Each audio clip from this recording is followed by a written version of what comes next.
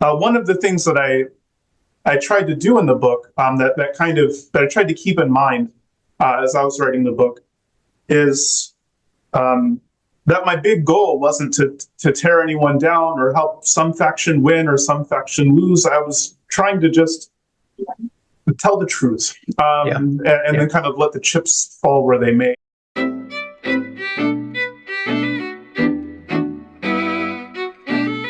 I finished reading your book this morning, and the only apology I make is that because I got the advanced copy as a PDF, I didn't have the pleasure of turning the pages because I read it in PDF, and I've made extensive notes, which I will be quoting.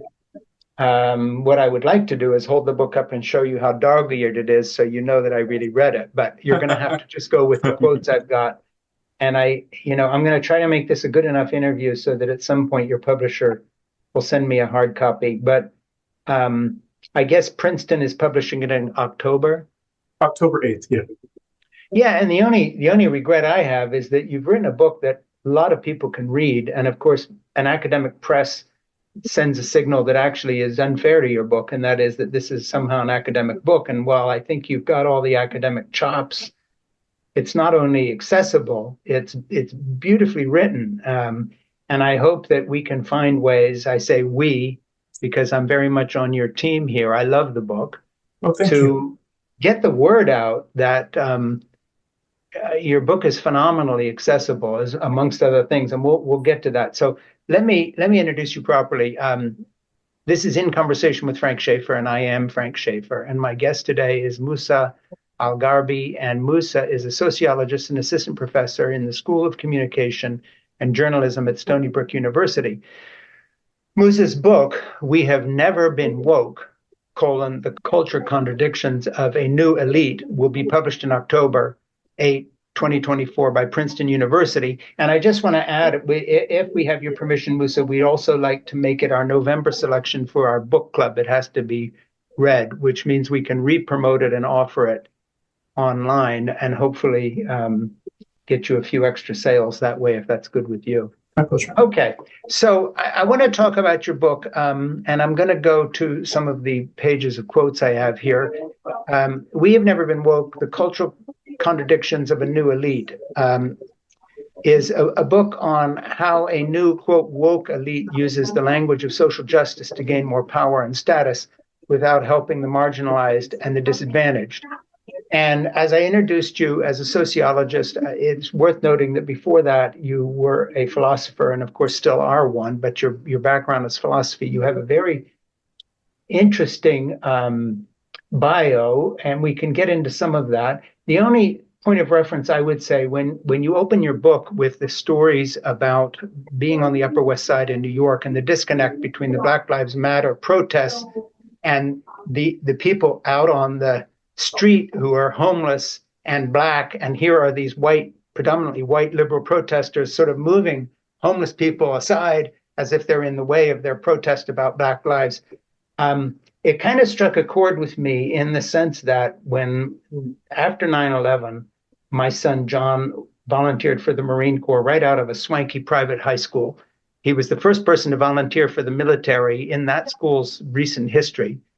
And I noticed an interesting thing, that for some reason, that story at the beginning of your book brought up something with me. And that is, I live on the swanky North Shore of Boston in what I call the Volvo driving, higher education worshiping elite of our area, very much the kind of people you describe. And I include myself in that, just as you do in your book, which, by the way, is so fair-minded. It's not pointing the finger at the other. It's like, hey, we're all in this together. But I was so struck by the fact that from that moment on, back in 1999 when he volunteered, and then after 9/11 when he was at war in Afghanistan, he served twice there and once in Iraq as an enlisted Marine, that I didn't know anybody whose son was in the war. They were going shopping, they were doing this, they were doing that. And I began to feel much closer to the waitress at a diner that my wife and I go to for breakfast than I did to any of my swanky friends who teach in places like Harvard and all the rest of it. And for some reason, I had a very visceral connection from the moment your book starts in this other environment, thinking, yeah, I get this. Because for a moment in our lives, we were of the people. not of the elite. Our son was getting shot at, and the people who were watching his back, some of them learned English in boot camp. They were from Hispanic backgrounds, and they could hardly speak English when they volunteered. And I felt a lot closer to their parents, the parents of those guys, than I did to the people who supposedly were, more like me or looked like me. Yeah. That's a weird place to start talking about your book. It's a personal thing, but I just thought I'd throw it out there. Well, absolutely. I mean, one of the transitions that I didn't talk about in the book, but that was also another thing that I wrestled with a little bit, is because until 2016, I lived in a military community. So it was the case that a lot of my childhood friends, a lot of my family members had gone to war. I mean, in my case, military going back generations, like my grandfather fought in World War II and then Korea and then Vietnam. Yeah. On my mother's side. On my father's side, my father was in the Middle East during Operation Desert Shield, helping coordinate NATO operations from Turkey, and Storm as well for that. And so it was, it was a very different environment to move to the Upper West Side, where there were not many people. There were a lot of people who had very strong views about foreign policy issues, but not a lot of people who had skin in the game or kind of meaningful knowledge or in that way. And so that was a big adjustment. It's a different vibe. It is a different vibe. In these kind of knowledge economy spheres in that way. Yeah, and another point of connection you and I have, and I've read every word of your book, and I cannot recommend it highly enough, and I'm going to be quoting from it, and we'll discuss individual pieces of it, but just a kind of an overall observation. When I got to your bit on Calvinism and how the Calvinist work ethic had permeated an entire cycle of development economically, mostly with people these days who wouldn't know who John Calvin was, let alone having read the Institutes or anything else, it struck a chord, because this conversation, I'll just tell you a little bit about my background so that we can connect on a couple levels, and then we'll dive into your book. I was raised in a small evangelical white mission in Switzerland, of all places, in the 1950s and 60s. My father's an evangelist and theologian. I left that background and I've moved to a very secular place in my life, I guess, compared to how I was raised. But, we were outsiders. We were American, weird, religious freaks on the edge of a tiny Swiss village, and we were accepted about as much as, I don't know who it would be you could make a comparison with, but I know about being an outsider. And then I was sent to a British boarding school, having, homeschooling, having failed miserably, which I ran away from a second British boarding school, got married as a teenager, had 3 kids by the time my friends were finishing college, was a nepotistic sidekick of my evangelist father on the religious right for a while, left that. But the thing I want to say about your book, and I'm setting it up with my own little narrative here, is that I sort of regard myself as a bit of an outsider observing. And I would just say, and I know this sounds strange, but if Alexis de Tocqueville came back now and observed America as it is now, he would be writing your book. I feel that you have written a fair book, and the voice is one who, not as an outsider, but who is scrupulously fair to the left, right, in the middle. You identify with the groups you are not, I won't even say criticizing, but trying to report on, which is this kind of woke movement that you see, interestingly, as both phenomena of the left and the right. Yeah. So anyway, I just want to tell you that I connect so powerfully with your book on so many levels, and to me, it's a very high compliment to someone to say, you're the Alexis de Tocqueville at this moment. You bring a clarity to your work that I have not experienced before when it comes to reporting on contemporary issues, because everybody has this axe to grind, and it's like, what planet did you come from? Because here's an academically sound, beautifully written narrative about our present moment in history.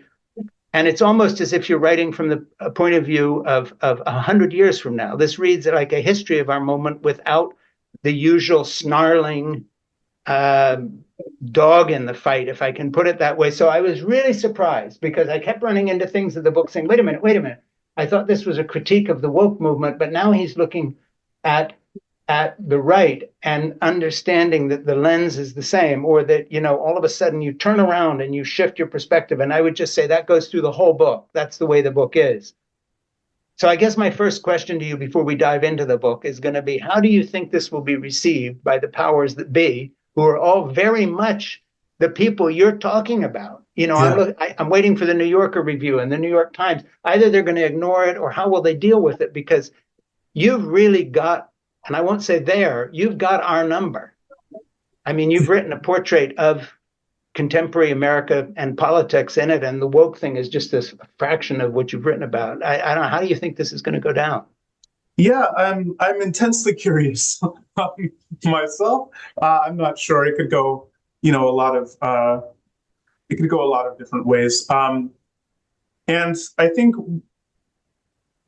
to your point, one of the things that I tried to do in the book, that I tried to keep in mind as I was writing the book, is that my big goal wasn't to tear anyone down or help some faction win or some faction lose. I was trying to just tell the truth, and then kind of let the chips fall where they may. And I tried to keep that in the foreground of my own brain as I was developing the piece. And I'll say, like, part of the fair-mindedness as well is a product of the fact that this was an academic. It's a product of the fact that because it's an academic press book, one that kind of forces me to write in a different way because it has to get peer reviewed and pass peer review. And the people who are peer reviewers are as you noted, are the very people who the book is about. And so I had to be thoughtful in that way. And then I got really thoughtful feedback from the peer reviewers and the other people, the people who were on my committee at Columbia, where I was going to school at the time, and so on.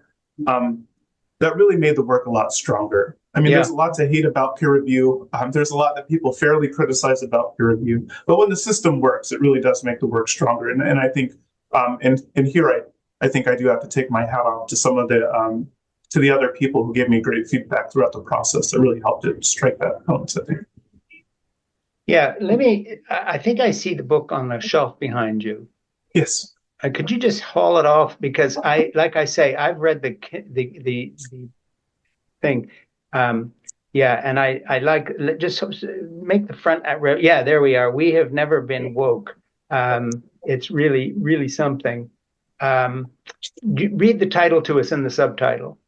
Yeah, the book is called "We Have Never Been Woke: The Cultural Contradictions of a New Elite." Yeah, and now we're going to dive in. I forget where I pulled this from, but I'm reading. I think this comes from the end of your book. To put it simply, the fact that symbolic capitalists have never been woke reveals a lot about us. It says much less, however, about the framework and the ideas we appropriate and often deform in our power struggles. ... Sort of condensing here. On the whole, this deep dive into history, culture, and political economy of symbolic capitalists sharpened, by the way, those words, symbolic capitalists, that's what you call us all, left and right. Yes. We're symbolic capitalists, and the book explains it, and I'll get to that in a minute. Sharpened my conviction that growing inequality, the rise of Trump and Trumpian politicians and social movements, the, quote, crisis of expertise and rising tensions around, quote, identity politics are all part of the same basic story. See, this is where your book is so different. It's not a left-right issue. It's a bigger story of what you're calling symbolic capitalists. And this is me talking, not the book. And now back to your book. There are fronts in an overarching struggle between symbolic capitalists and those who feel unrepresented in their social order. Again, just brilliant. This is de Tocqueville speaking here.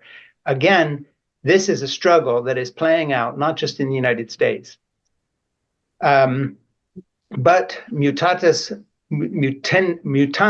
within many other countries as well. This conflict between symbolic capitalists and the unrepresented will likely dominate my scholarly attention in the months and years to come. So that's part of your conclusion. And then you go on and say, analyzing symbolic capitalists in these terms, perhaps we really do want the poor to be uplifted. We want the oppressed to be liberated. We want the marginalized to be integrated. However, we'd prefer to find a way to achieve these goals without having to sacrifice anything personally or change anything about our own lives and aspirations. And I picked that out to introduce the book with because I think it sort of wraps up the intent of the book. And also, just let's go to this thing about this terminology, the capitalist terminology you're using. Explain that a little bit, because that's sort of, you use it throughout the book hundreds and hundreds of times, and I just want people to understand what you're talking about. Yeah, so the core idea of symbolic capital was developed by this other sociologist, Pierre Bourdieu. And basically what he argued is that symbolic capital are the different ways that folks rely on to justify inequalities, to make them seem normal and appropriate and reasonable.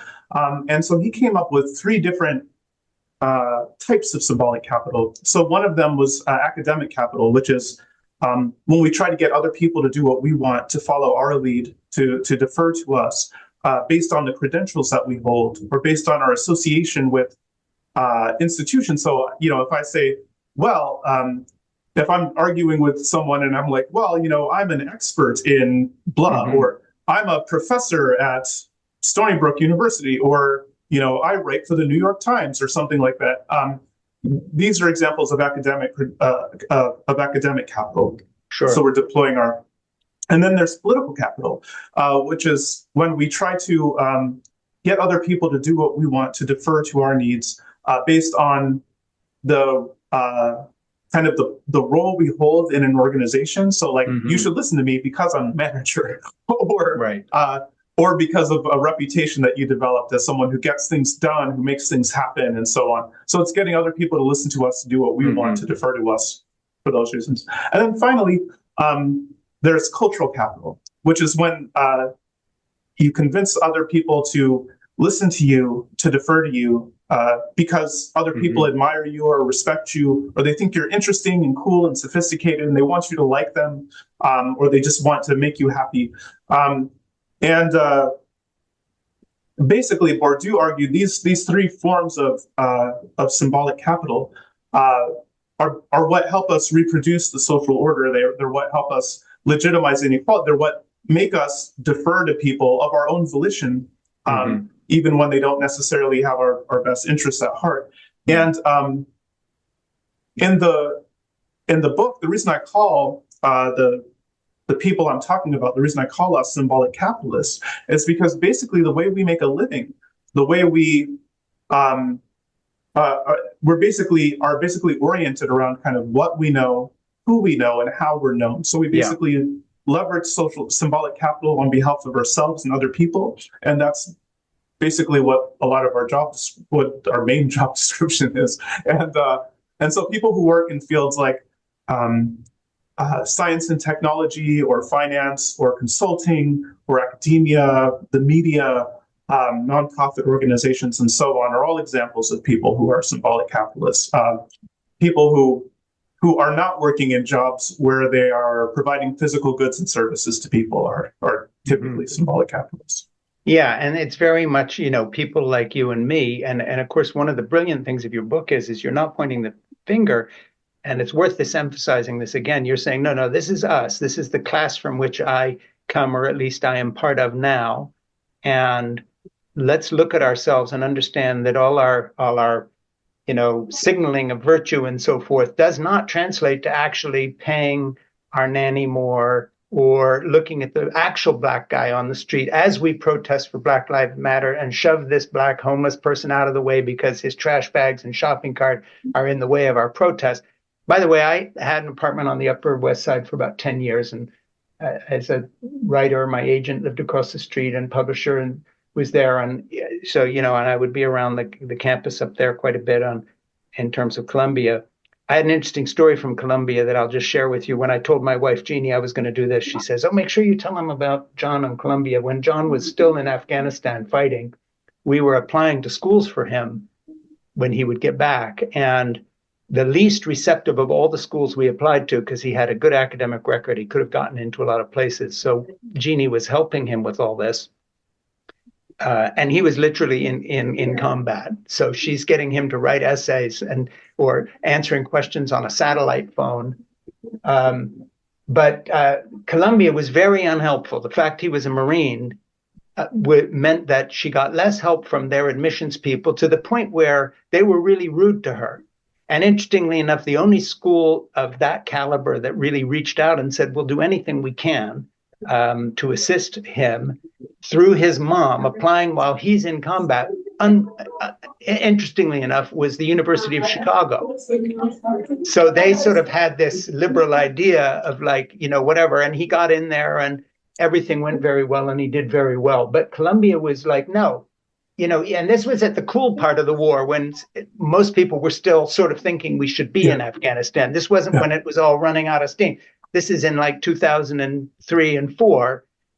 But it was an interesting experience. She was really put off by this sense of, no, you're not one of us. What he's doing is not cool on this campus. We're not going to lift our finger to help your son get in here. I don't know if that rings a bell with you. Yeah, absolutely. Well, and this is part of what symbolic capital does in practice, is it helps mark people as being insiders or outsiders, as being kind of amateurs or hacks, or people who belong or don't belong, or who should be listened to or shouldn't be listened to. And so and one of the big arguments of the book is that in practice, whether or not, if not by intent, in practice, a lot of times the social justice discourse that people learn in schools like Columbia, and that schools like Columbia expect. I included some quotes in the book from admissions officers at Yale who say things like, we expect our students to come here to be, engaged in social justice protests. And even if they have arrest records for that, we'll sell it. It'll probably help you. Other arrest records, not so much. And and so one of the key things that these modes of talking and speaking and presenting yourself do is they help show elite gatekeepers on the admissions committees at Columbia, or at private K-12 schools, or if you're applying for a job at the Atlantic or some other mainstream news organization. Sure.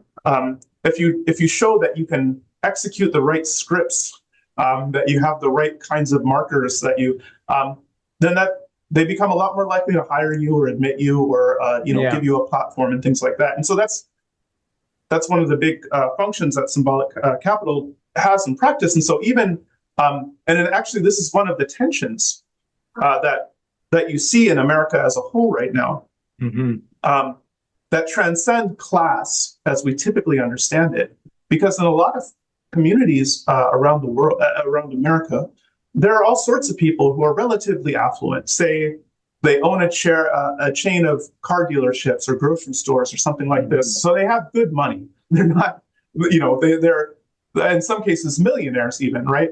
But they don't have the right cultural capital. They don't have other forms of symbolic capital. And so they're not taken seriously. They don't have the kind of prestige they feel like they should have on the basis of their class. Their kids are sometimes disadvantaged in competitions for elite spaces relative to other people who might have less money, but are kind of more, tied to. Yeah, absolutely. Yeah, and you talk a lot about, there's a very good section in your book about how the professions break down, how engineers or people who are in mining or, energy acquisition, whatever, are sort of more toward the right, and then people who are in the knowledge class are toward the left, and how we love to pick on our billionaire 1%, because we can all agree they're awful, but actually, the real problem is sort of the attitudes of the people who are very well off, and at the same time won't change anything about their lifestyle when it comes to actually helping elevate anybody beyond sort of talking about it. You have numerous examples of that.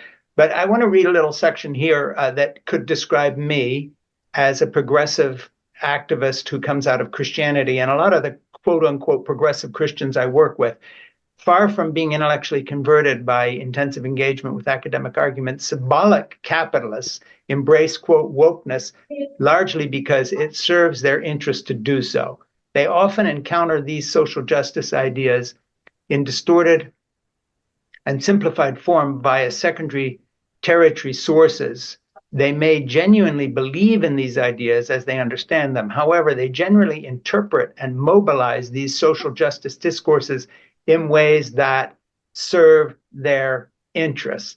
Critically, none of this entails that symbolic capitalists are cynical or insincere in their professed commitments to social justice. We tend to be, and I love the we again, it's we, you're not pointing the finger, we tend to be true believers. However, these beliefs rarely translated into behavioral changes or reallocation of material resources, in part because symbolic capitalists tend to hold political priorities and embrace modes of political engagement that diverge substantially from those of most other Americans and encourage an idiosyncratic approach to social justice advocacy. And of course, this applies to our present moment in history as Trump's running for power again.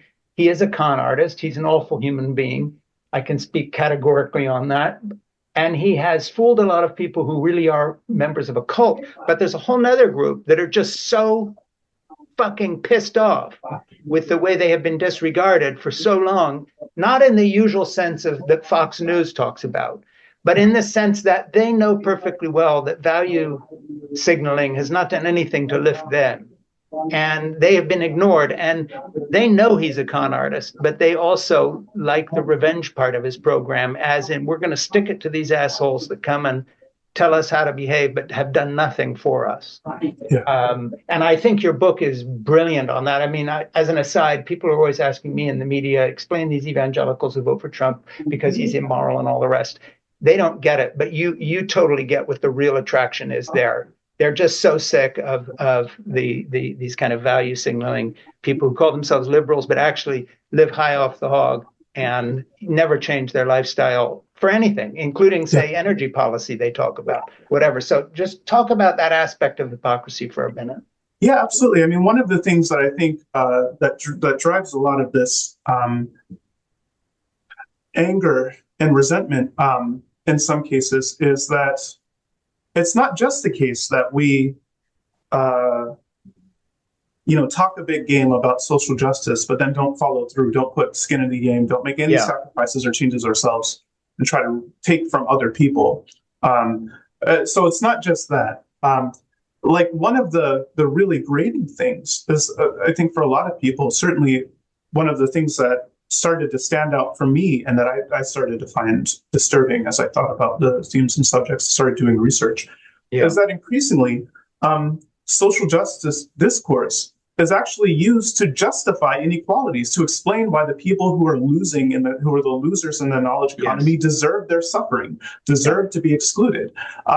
So, for instance, there's empirical research that shows when you teach people about white privilege, the idea that white people are all born with inherent advantages that non-white people don't have. When you teach people about white privilege, it doesn't usually lead them to treat non-white people any differently. It doesn't lead them to even think about non-white people any differently.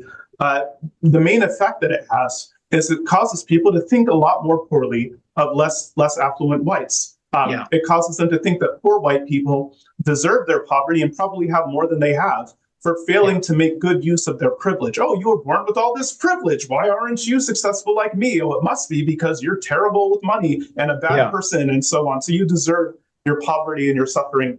And similarly with, you can tell a similar story with respect to gender. So when you look at a lot of the trends, a lot of the measures you would use to look at social misery. So people, men rank much higher than women. And the trend lines are all in really adverse directions. They're becoming much less likely to live independently, to hold steady employment, to graduate from college, to get married, to have children, and in part because the kinds of professions that men have typically worked in, where they're providing physical goods and services to people, or things like that, like traditional industry, agriculture, so on, are disfavored and in favor of the symbolic profession. So they've been kind of the losers in a deep sense. A lot of men have been kind of the losers in this shift from more material economy to symbolic economy. But a lot of the stories that we tell in social justice spaces about men and their evils and the patriarchy and stuff like this makes it difficult for a lot of symbolic capitalists to really care about the suffering, the growing suffering among men. They're Well, like, in well, addition to which you you know, throw in the whole gender issue, you're a white male, cisgender, whatever, however it's described, you're the least sympathetic person. Of course, the symbolic capitalists are still in charge and mostly white and so forth and so on. And they are going into the knowledge class and they're doing, what are called the creatives. I hate that term, by the way. We're all creative. But, you make such a good point of painting a picture that somehow these are all just new forms of exclusion. Nothing yeah, really has been accomplished where we just cite these folks. And then, of course, because you also are a very able historian and you look at really where we all come from, you go through a kind of a picture of in terms of the history. Um, and of course, this naivete that somehow puts the blame on the white male as if somehow, brown males are better or that other periods of history that were sort of different. That's an aspect of your book that I love because you have a very broad kind of historical vision. So, you mentioned gender. How would you place this sort of attitude toward there's race? You write about that, and you write about gender, and you write about the economics and feminism and so on. But it seems that if you were talking to a lot of the people who support Trump, and you would say, where did you totally get off the boat? For instance, I was reading an article recently, I forget, maybe from the Atlantic or New York Times Magazine, whatever, last week about how more young males are now involved with evangelical Christianity than young women are. The women have sort of parted company, but the young men are looking for something because they've kind of been, especially white young men, not only alienated, but pushed aside. And that this whole new generation, statistically is siding more with Trump now than their female counterparts of the same generation or even the same educational level. I think this all has something to do with what you've been writing about. So maybe you yeah. want to talk a little bit about that. Yeah, I think one of the ways to understand the growing gender divide is in part because is in part looking at kind of which industries men and women, what type of career and life paths men and women tend to be tied to.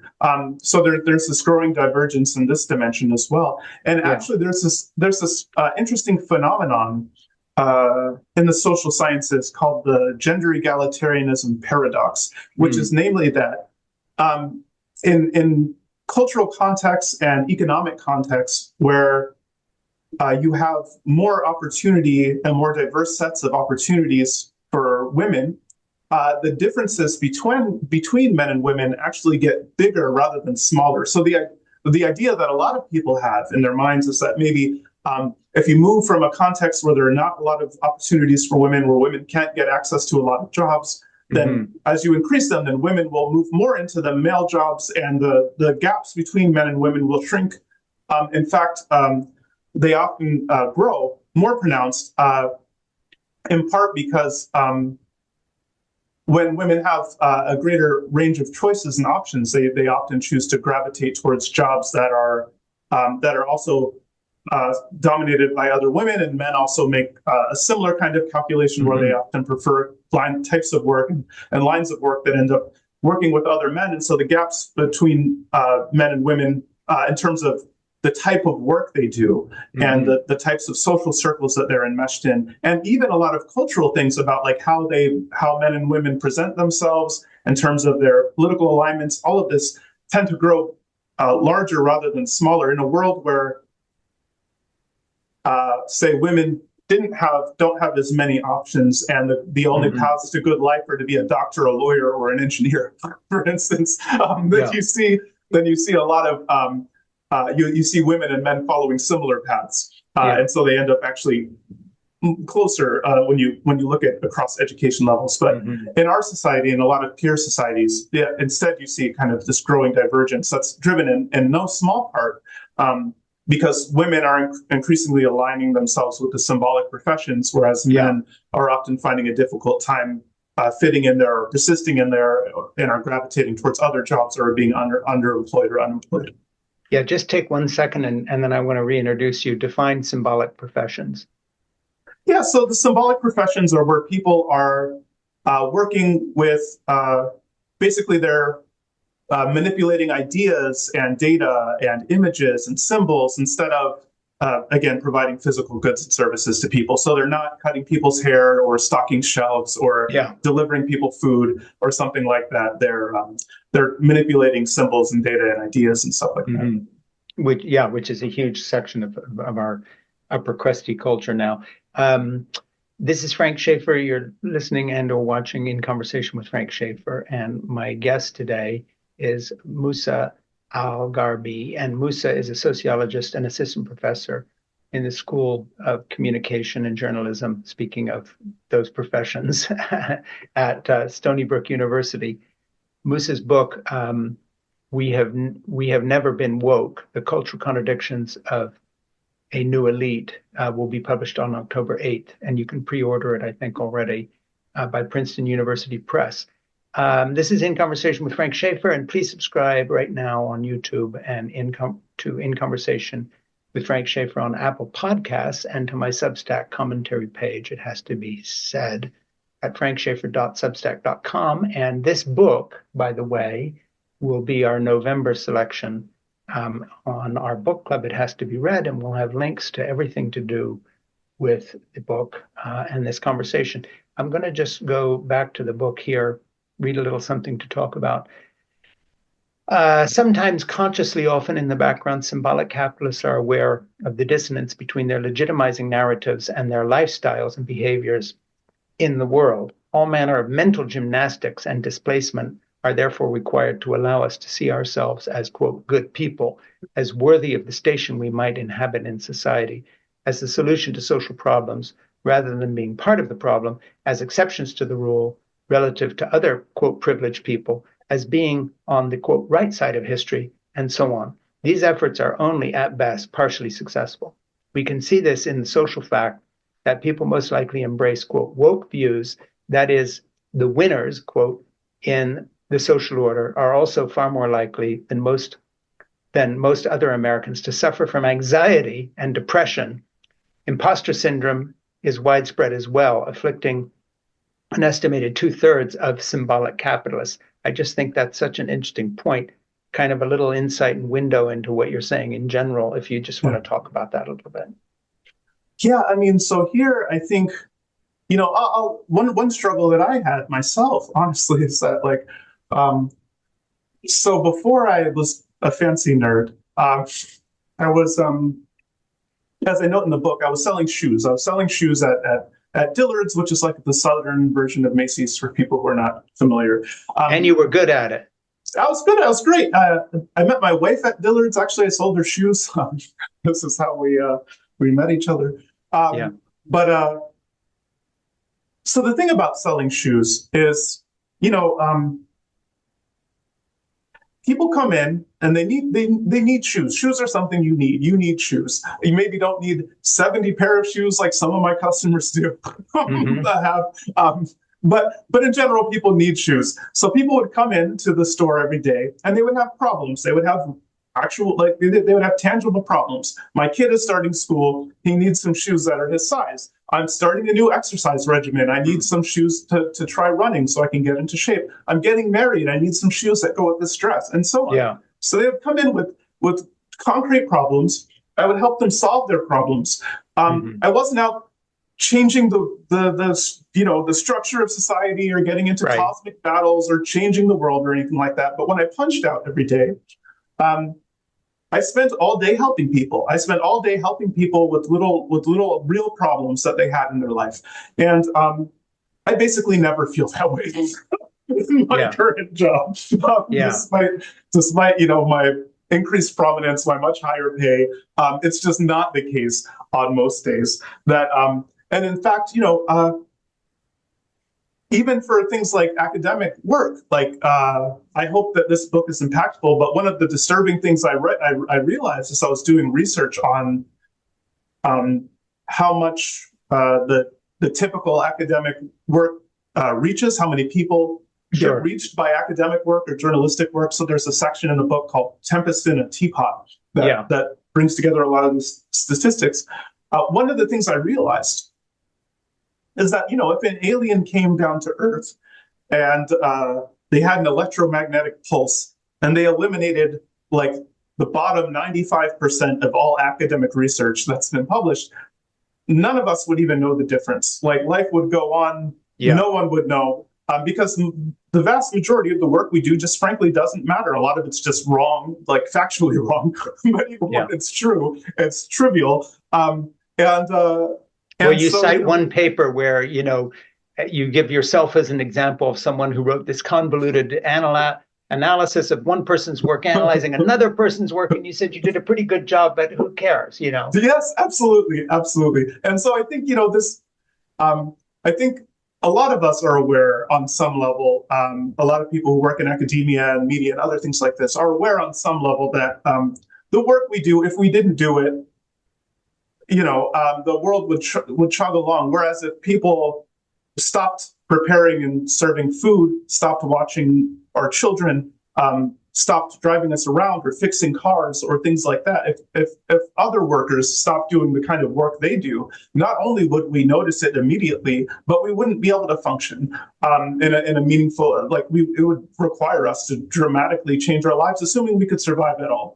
And so I think this awareness that a lot of us hold in the back of our minds that we try to bury and suppress, and maybe resent a little bit, absolutely resent a little bit, so that we can, in our attempts to feel like we deserve the money that we get relative to those people, the status that we hold relative to those people, because we get a lot more pay, a lot more money, and we're doing work that at the end of the day, if we didn't do it, it wouldn't matter. Whereas they're doing work, and that's one of the things that they resent about us as well, because it's not lost on these other workers that the work they do is actually matters. Whereas a lot of the work we do doesn't, but they see us living much better lives. We get a lot more pay, a lot more prestige, a lot more status, more comfortable working conditions, and for what? For what? And they also see that they are invisible to you. Yes. And of course, then when somebody really angry comes along as a populist candidate and says, "I'll help you get even with these assholes," it's like, okay, you're a jerk, but sign me up. I'm done with these people. Yeah, it's not only that they're typically invisible, and they are, as I highlight in the intro to the book, powerfully at Columbia, for instance. But when we do notice them, so they're typically invisible to us. But when we do notice them, the things we have to say and our modes of engagement with them are often really terrible, frankly terrible. We engage with them in ways that are sneering and condescending, and that exacerbate the resentment they already feel, and if anything, affirm the picture that people like Trump or other people paint of us. We often embody the caricature ourselves in ways that are really damaging.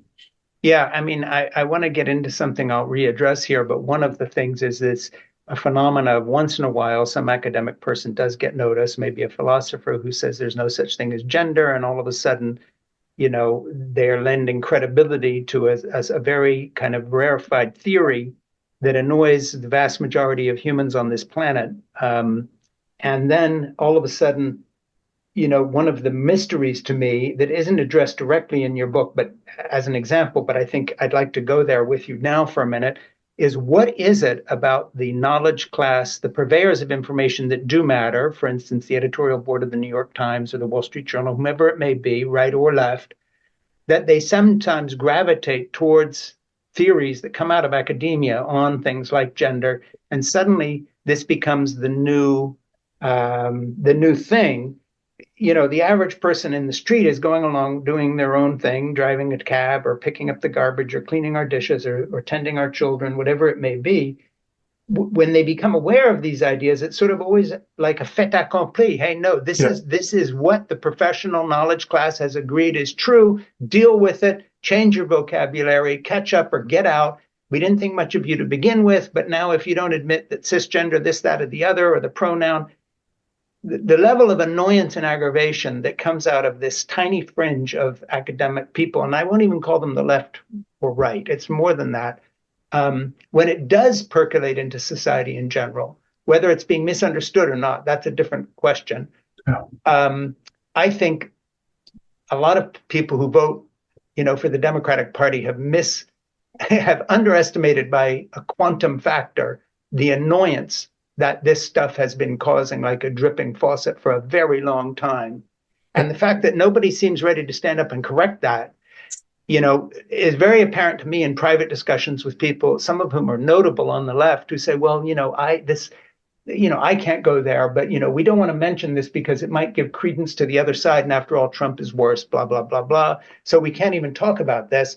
But in private, I'm putting my daughter in a private school that doesn't do this because I'm sick of having her to answer questions about gender to her. So she's in a Catholic school now, and that kind of thing from some liberal activists who helped found a big liberal group 20 years ago. Even they are bailing, but the wisdom of a certain cohort in the media and the professional classes is, look, we can't question this stuff. It's been handed down. Now to deal with it. Yeah. I mean, one of the things that I think is striking about symbolic capitalists is that the story that we tell ourselves about, what makes us different from other people, we say, we're just independently minded and we think rationally and come to our own conclusions. And, we look at workplaces like Google and they have not a lot of structure, they don't have deadlines and they're not being watched by their supervisor in aggressive ways and they can come and go as they please and all of this. Yeah. And we think, oh, well, the reason why our workplaces are structured that way is because we can't be controlled in that way. You can't hurt us. We're cats. We're not sheep, right? Right. And so, but one thing that's striking and that I spend a little bit of time in the book talking about is that there is part of the reason why our workplaces are structured this way is actually because you don't need to supervise us. We supervise ourselves and we supervise our peers in this very aggressive way.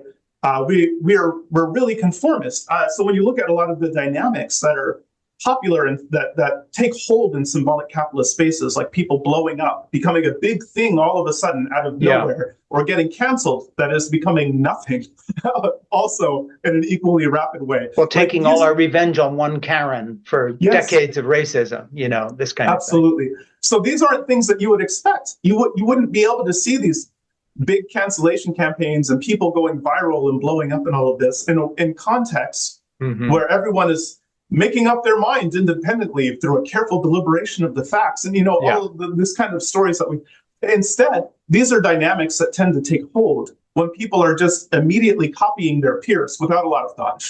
That's how you get cancellation campaigns and people blowing up and going viral, is everyone's doing what their peers are doing immediately and reactively without really putting a lot of thought into it. And the reason why you see this happen in our spaces a lot is because the work that we do is so contingent on our social standing, on how other people perceive us and our relationships to other people.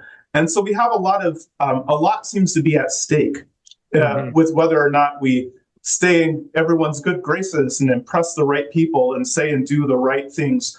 And so we tend to be a lot more kind of conformist in this way, a lot more, kind of status oriented in this way. And so it's really easy when the right people in the right institutions with the right kind of power, people that we want to impress or emulate or copy or have other people associate us with, when they say jump, we say jump, jump, jump, jump, jump. Yeah, like we do the same thing. So it's you see this kind of hegemony in a lot of symbolic capitalist spaces. Yeah, I mean, we're all free thinkers. We just all happen to freely think exactly the same thoughts. Yes. And and I love the way you reference Orwell all through it, because of course, half of this could be taken out of Animal Farm or whatever. It's all great stuff. Hey, I want to read something here. By 2020, highly educated white liberals, this is from your conclusion chapter. By 2020, highly educated white liberals tended to provide more woke responses to racial questions than the average Black or Hispanic person. They tended to perceive much more racism against minorities than most minorities themselves reported experiencing. They expressed greater support for diversity than most Black or Hispanic. White Democrats also became significantly more likely to perceive others in their social circles as, quote, racist, even as non-white co-partisans moved in the opposite direction. Then later, why are growing numbers of working class, racial and ethnic minority and religious minority voters, quote, voting against their interests, end quote, as we tend to see it, and aligning with the political right? And then another little piece here. practically speaking, what, if anything, might be done to escape the socio-political and cultural doom loop we seem to be trapped in?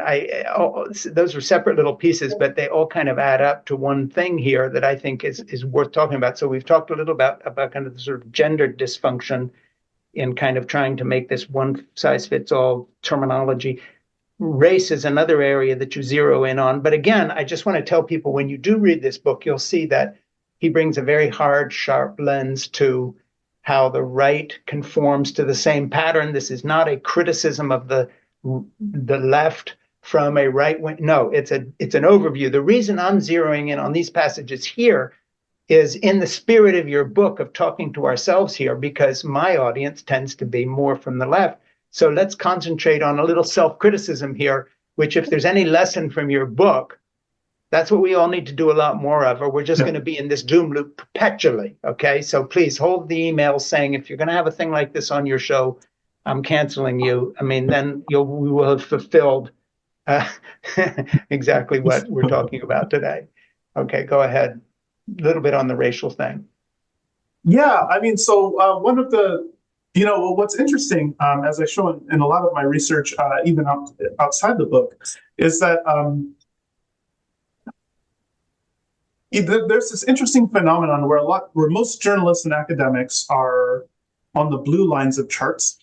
And so if we want to understand kind of the growing gap between the red and blue lines, we don't usually focus on the blue line. We don't ask ourselves, like, why are we so weird? Why are we shifting so much? We just assume that the reason the gap is growing is because those red line people are growing more extreme, even when in some cases they're not. So if you look at trends among Republicans, for instance, although they are annoyed with a lot of wokeness and stuff, they're not actually getting more racist or sexist or any of this kind of stuff. Even like, take the case of evangelicals. If you look at the attitudes of evangelicals towards questions like women in leadership today versus in the past, if you look at evangelical openness to homosexual relationships today versus in the past, there's no comparison. If you compare the data from the 1970s to the data of 2020, contemporary evangelicals are much more progressive than they basically ever have been on a lot of these cultural issues. The reason that the gap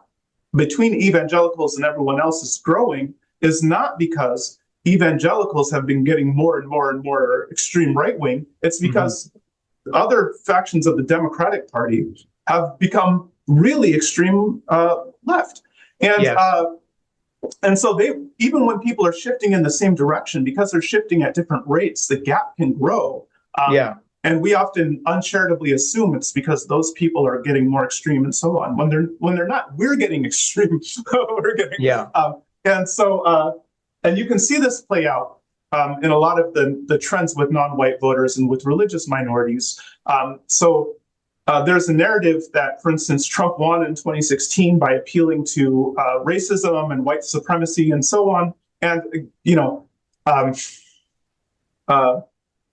don't get me started on Trump's rhetoric, but the bottom line is, when you look at whose votes actually shifted, white turnout in 2016 was stagnant, so Trump didn't mobilize a bunch of white people to the ballot box. There was and Trump got the same share of the white vote as Mitt Romney, actually got a slightly smaller share than Mitt Romney did in 2012. That is, whites were slightly less enthusiastic about Trump than they were Romney.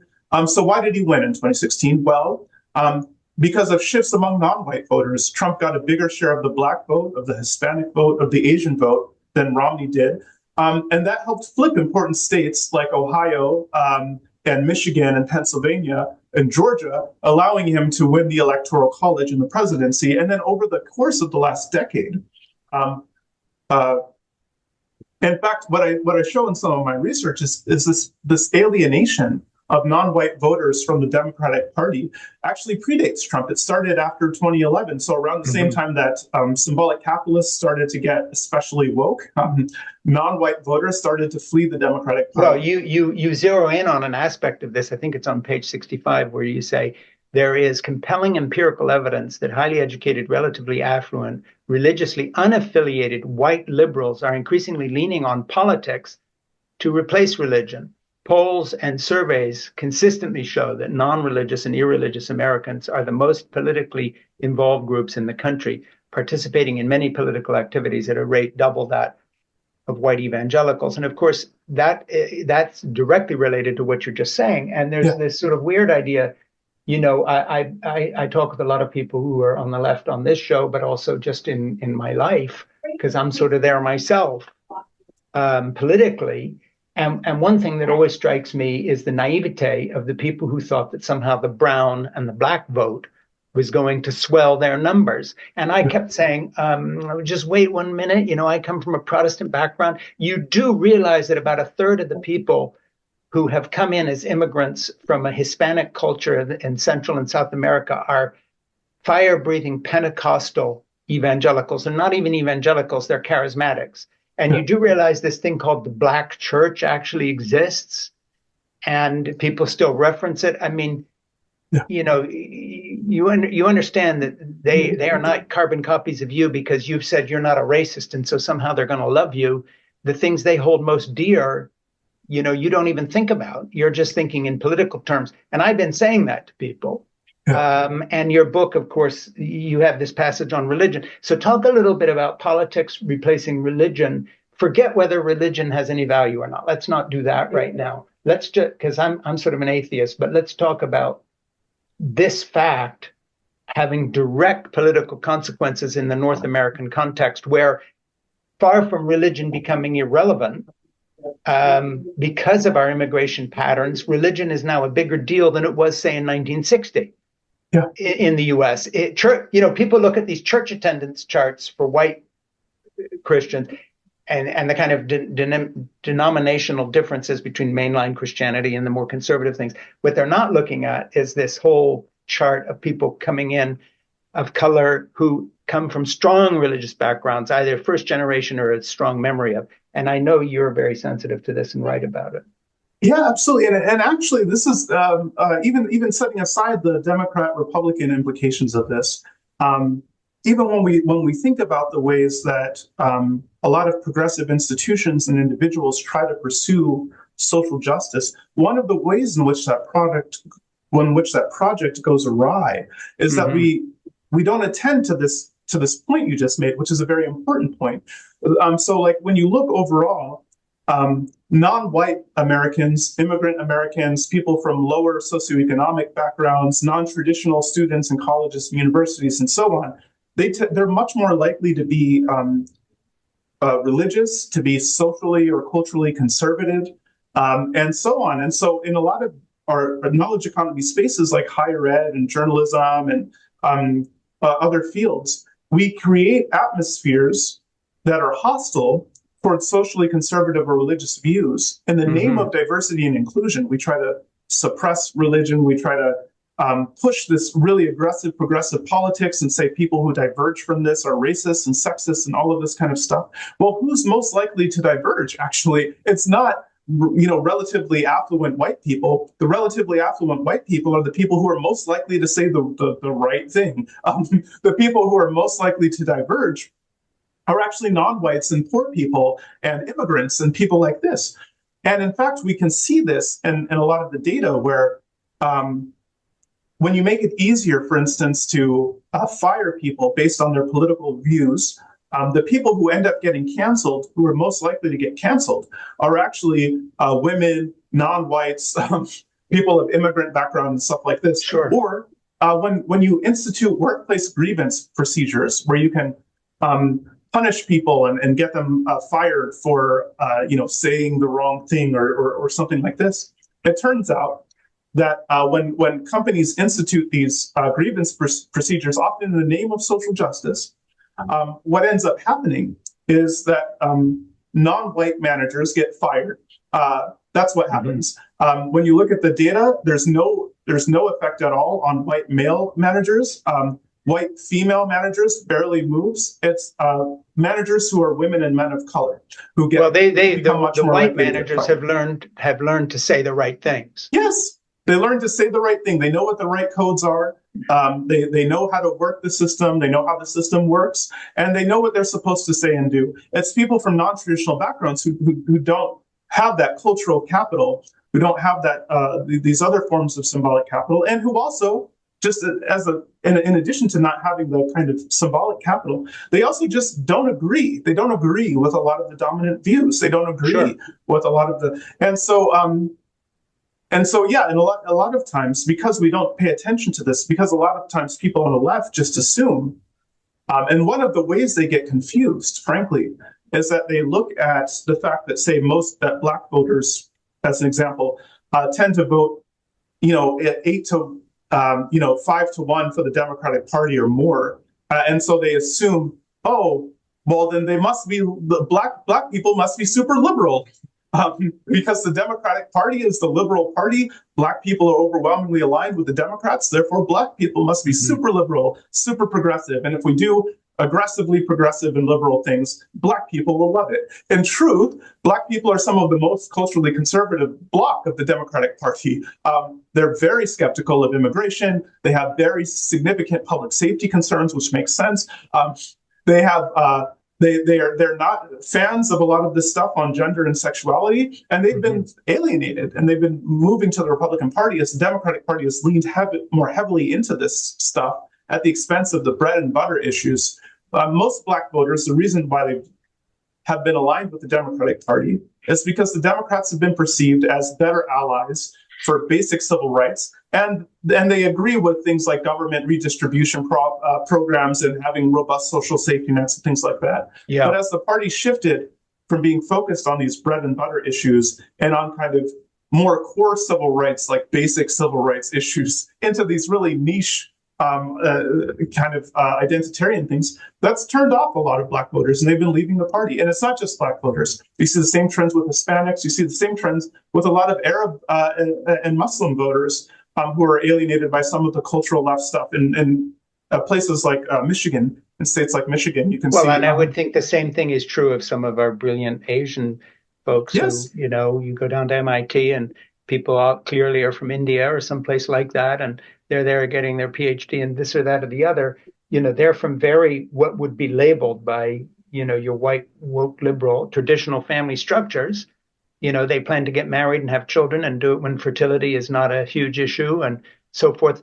It's been interesting to me in this podcast, and we've done hundreds of interviews with people, many, many authors and other people, that something is beginning to percolate. I'm not saying I take this as a sign of this or that or the other, but just speaking to your Tocqueville self, I'm sure you're aware of this. But for instance, Ruth Whitman, who is a British writer who writes for things like, I think, Vanity Fair and the New York Times and other publications that fit with your mold, has written a book called Boy Mom. And it's from the point of view of a liberal feminist, who's still a liberal feminist. She's not disavowing anything, who's saying, yeah, but I'm the mother of 3 sons. What about the boys?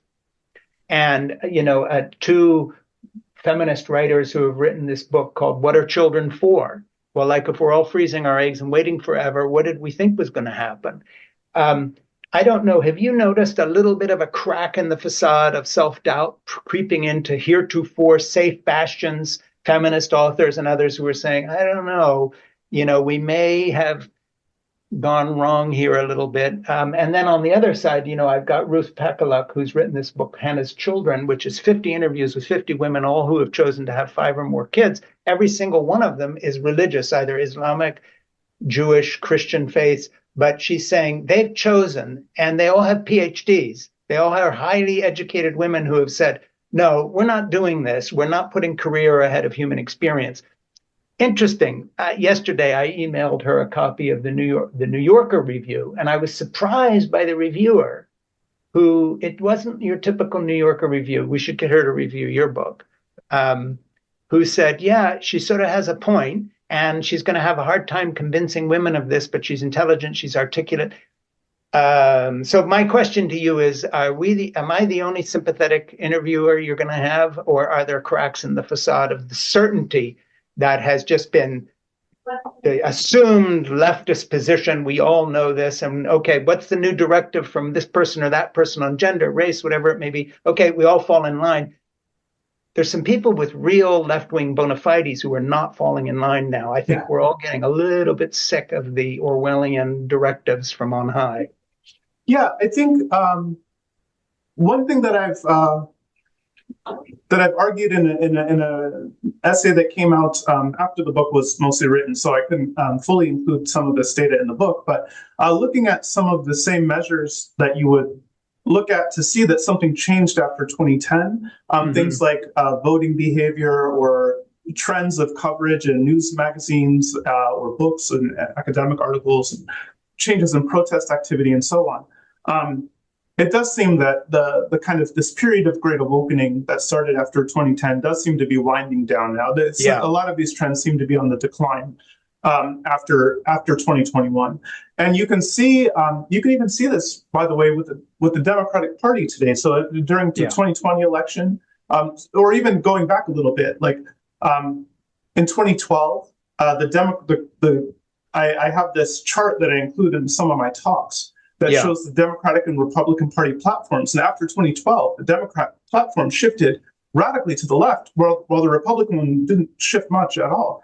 And in 2016, Hillary Clinton, ran this really wokish campaign where this scene like sticks in my brain, where she was running against Bernie Sanders, and she says something like, well, if we break up the big banks, is that going to end racism? Is that going to end sexism? And the crowd roared back, no. And of course, that's true. It wouldn't end racism. But then again, Hillary Clinton's policies also weren't going to end racism. Right.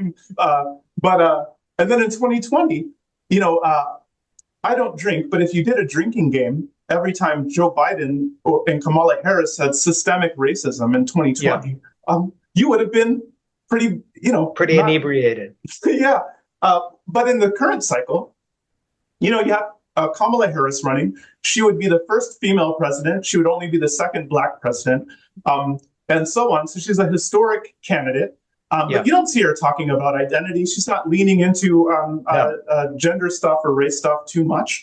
And so it seems like even she sees that there seems to, in the Democratic Party apparatus, I guess is better said, sees that there does seem to be some shift, this moderating trend that seems to be underway, and a lot of symbolic capitalists are less aggressively woke or whatever than they were, in the last cycles. Yeah, I mean, at a certain point, truth or at least practicality will out from time to time.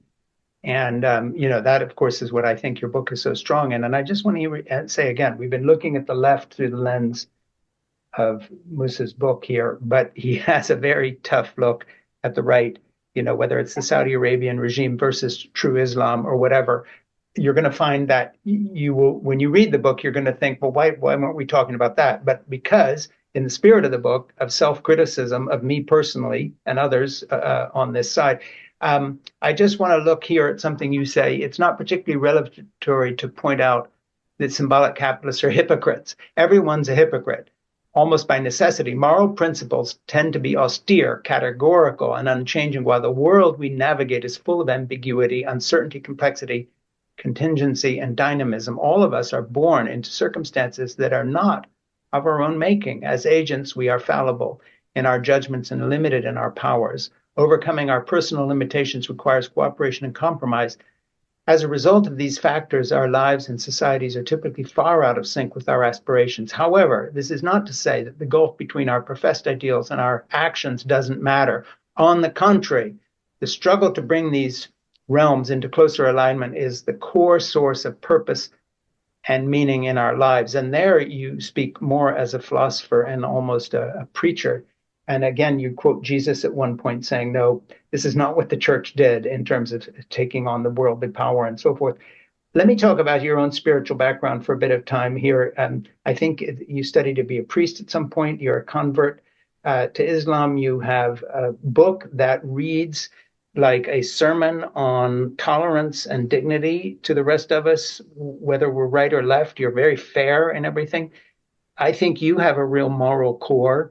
We don't get born necessarily that way. When I look at my own trajectory, I'm 72 now. I'm a father of 3 grown kids and a grandfather of 5. 3 of my grandchildren live across the street. I do childcare for them.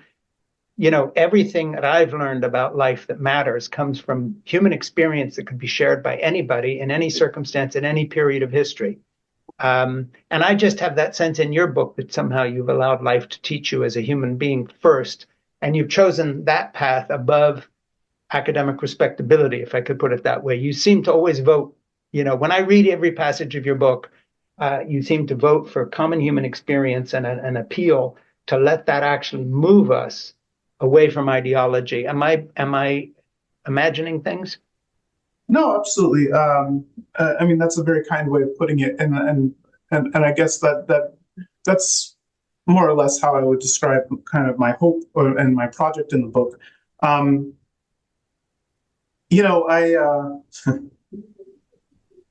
yeah, I've been on quite a journey myself, from as you said, from Catholicism to atheism for a while to Islam. I've been on a big intellectual journey. As I mentioned in the book, I've studied a whole bunch of kind of restless intellectually in some ways, and more importantly, though, I think even the fact that I'm a professor now and I write for the New York Times and all of this stuff, honestly, the reason why any of that stuff is true about me is because if it was just me, I could sit there eating white rice in a studio apartment every day, and what really changed my life in a profound way was meeting my wife and having her, this person that I deeply admired and respected, make to me what seemed to be incomprehensible decision to kind of hitch herself to my rickety wagon. It was a very rickety wagon at the time, and then especially having kids, then it completely transformed. I got 4 degrees in the following 5 years. I went from community college to the Ivy League, and more than that,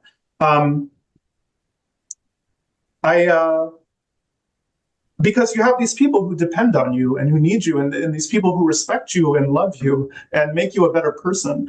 So I think that's part of the story that you see in the book, and then the other part is both working through the tragedy of my brother's death, which kind of changed my orientation towards politics, and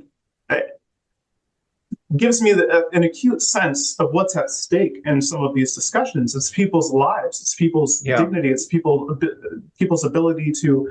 These aren't just abstract, arcane discussions. People live and die, and they starve and succeed, in part based on these decisions that we make as a society. And so, bearing in mind this point that there's a lot at stake in these discussions,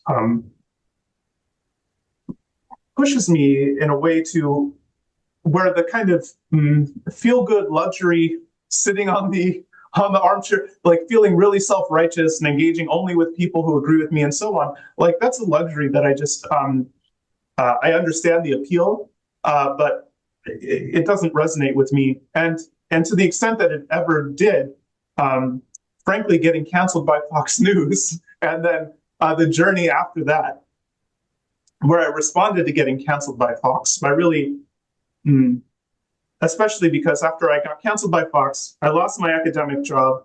I got rejected from all the PhD programs I applied to. I later tried to apply just as a manager at the shoe store I mentioned, and I got passed over because I was overqualified. And so I'm sitting here like wondering, like, how did my life come to this? Especially, and again, it was really anxiety inducing, both because hot dogging on the internet resulted in a lot of unnecessary difficulty for some of my colleagues, but then also unnecessary difficulty for my family, right? Because again, I had a wife, I had kids, and I wasn't, and so as I was kind of working through this, I realized that one of the questions I was asking myself a lot is, why is it that so many people were so willing to embrace the wild caricature of me that Fox News painted? And I realized that at least part of the problem was that people like me didn't really engage with people like them much at all. And when we did, it was in these really sneering, condescending kind of ways. And so I responded to getting canceled by Fox by trying to engage more with the right. So I started taking the same essays that I would publish in Al Jazeera or Salon or somewhere like that, and sending them to the National Review or the American Conservative and the New. And I didn't change anything about the argument. Like, I didn't self-censor. I didn't say anything I didn't believe. I just changed the framing, changed how I talked about it to try to talk about it in a way that's. And not only were right-leaning outlets willing to publish it, but then my exchange with people who actually disagreed with me. When I'm not preaching to the choir, I'm preaching to the people who need to hear the message, in my view. Engaging with those people and going through the process of like how to talk and think about this issue in a way that might actually be persuasive for people who don't already agree.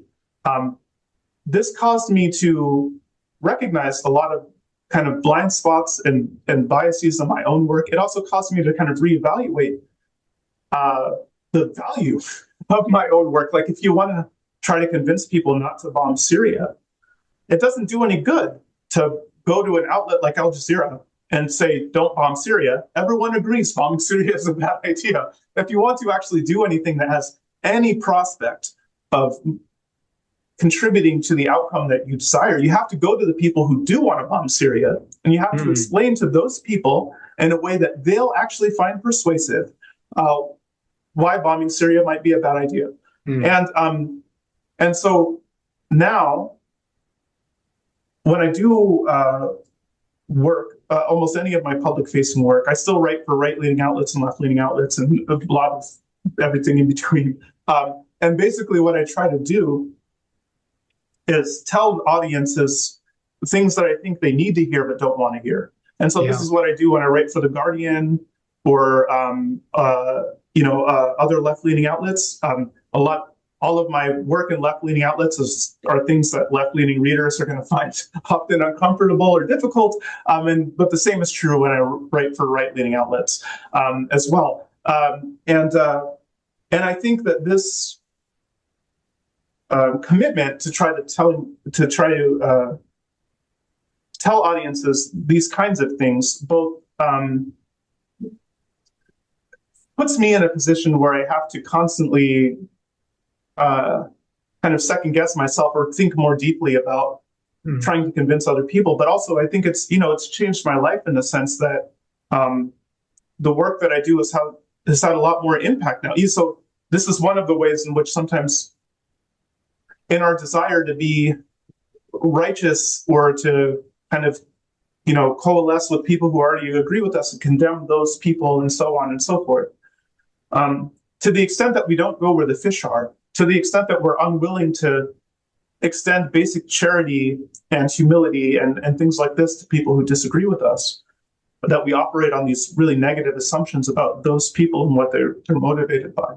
It actually makes it harder for us to achieve the goals that we want to achieve. And if we think that the work that we do is important, as academics say, or journalists, or if we think that the causes that we subscribe to matter, then it's really incumbent on us, in my view, to try to try harder to reach people who don't already agree. But there are very few of these kind of big social causes and issues that progressives and others can reasonably achieve, speaking only to other people who already agree with them, without any buy-in at all from people who are not already on board. And so, and this is again, as I mentioned, this is a thing where the death of my brother really kind of weighs heavily, or kind of keeps this point in mind, that there's a lot at stake here, and if it matters, then it matters more than being self-righteous or making sure that no one could even possibly perceive me as maybe being right of center or anything like that. What year? When was he? When was he killed? In 2010. And as I recall, that was in Afghanistan, I think. Yeah. And it was just as just after I had finished. My wife and I had gotten married. I had just finally finished community college after 6 years of wandering, and we were getting ready to transfer to university. I was going to go to NYU, which had had a lot of philosophers there. I was a philosopher at that time still. Had a lot of philosophers there whose work was like really interesting to me, and it was really well ranked and whatever. Yeah. But then in the aftermath of my brother's death, we decided to stay at University of Arizona so I could be close to my family and support my parents through this time. Yeah, so that, and then you went off and got your PhD in this, that, and the other, didn't you? And that's what brought you to Columbia, I think. Yeah. So and even there, so as I mentioned, the first time that I applied to PhD programs, I actually didn't get in anywhere because it was right after the Fox News scandal. And I was just going to, and then after I also got turned down, like I said, for the management job at the shoe place and stuff, I was like, oh, okay. Well, I guess the only thing for me actually is to just go into the family business and join the military. So I was gonna try to join as an officer. But then I had a mentor at University of Arizona who said, like, look, I think that you have a lot to offer as a scholar. I think you should give it another go. Here's the mistake that you made, she said. You applied to these schools that you thought were safe. They're not actually safe for someone like you because you're a weirdo on paper. Like, people don't know what to make of you. They don't know where you slot. And a lot of the less prestigious departments or whatever, the departments that don't have as many resources and stuff, what they're looking for is someone who fits cleanly into a box. They know what you're going to do. They have a good sense of what you're about. Especially, ideally, you would play cleanly to the department's existing strengths and so on and so forth. And so she said, for someone like you, what you'd probably want to do is just aim at the top schools because they're looking for, they're more open to weirdos. And if you could be the next big thing, or you could explode in a blaze of ignominy, they can roll the dice for that. They have huge endowments, multi-billion-dollar endowments. They can afford to roll the dice on people who might flame out. And that worked. It worked. I got in everywhere I applied the second round. I got into Yale. I got into Columbia. I got into life-changing. I think with your book that's out now, and just grab it off the shelf again, read the title and hold it up one more time before we get out of here. I wish I had a copy, but I read mine read the title again, please. Yeah, so the title is We Have Never Been Woke, The Cultural Contradictions of a New Elite, and it's coming out October 8th with Princeton University Press. Yeah, and Musa, we just need to hope and pray that whether it's audiobooks or Kindle or whatever, we eventually get into a way of distributing this book that people can get to and find approachable. I don't know what people say about you, but this book is my first exposure to you. I read an article by you, and so I sent it to my producer, Ernie, and we booked you because of the article. But I have to tell you, having read the book, I think that you are not only an outstanding intellectual, a real public intellectual in the true sense, but I think, Musa, that people will look back to this era and they will say that this book in particular actually changes the course of American intellectual history. I dare to say that. I don't know who all's going to read it and who will cancel you for it, because you will make enemies on the right and you will make enemies on the left. But I think there's a lot of us who actually, I can give you a little ray of hope here. When you read something that happens to be true, it rings a bell and it's like, God damn it. I don't care where this fits. He said something that actually mirrors reality as I understand it. And that's the best I can say about your book. I think you're in Alexis de Tocqueville for our time. And I think this book is really important. So we will do everything in our power to promote it. It's going to be in our November selection for our book club. If you have people you think we ought to interview, please don't go away when I say goodbye now. Stay and talk to Ernie. Yes. Maybe someone you want to come back with as part of a panel to talk about your book or their book or something. I would love to have you back, because we've just scratched the surface. I'm so frustrated. I've cut and pasted so many quotes from your book that we didn't get to. But I can recommend this to anyone and just say it's highly accessible. It's brilliant work.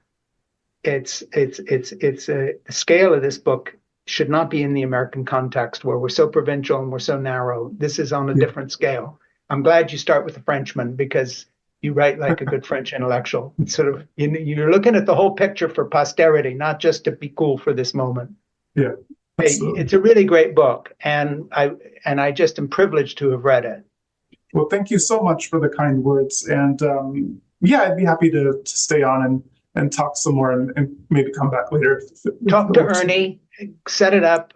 Please come back. We have a lot to discuss. My heart is in my mouth about the coming election. That's a different thing. But if we've ever needed sane voices that tell the truth, it's now, whatever our politics. And I would urge anybody who considers himself a conservative, a Christian, an atheist, a liberal, I don't care where you're coming from, if you have any shred of objectivity left in your mind, you are going to eat this book up and love it. So please, please read. Please read We Have Never Been Woke, The Cultural Contradictions, a new elite of a new elite, and it'll be published October 8. I think you can pre-order your copy already. I can't recommend it highly enough. So thanks a lot, Musa. Thank you. Okay, bye.